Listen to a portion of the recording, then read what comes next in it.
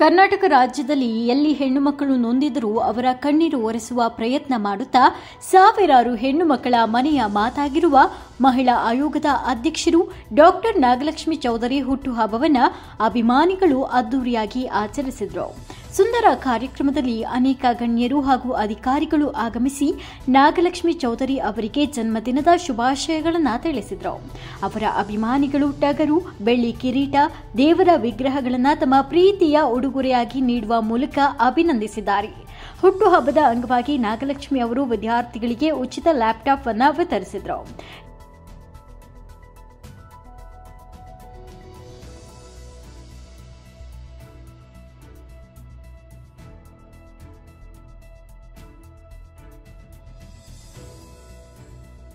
ಈ ಸಂದರ್ಭದಲ್ಲಿ ಉಚಿತ ಆರೋಗ್ಯ ತಪಾಸಣೆ ಮತ್ತು ಬ್ಲಡ್ ಕ್ಯಾಂಪ್ ಅನ್ನು ಆಯೋಜಿಸಲಾಗಿತ್ತು. ವರದಿ ಮುನಿರಾಜು, ವಿಸ್ಮಯ ನ್ಯೂಸ್ ಕನ್ನಡ, ಬೆಂಗಳೂರು.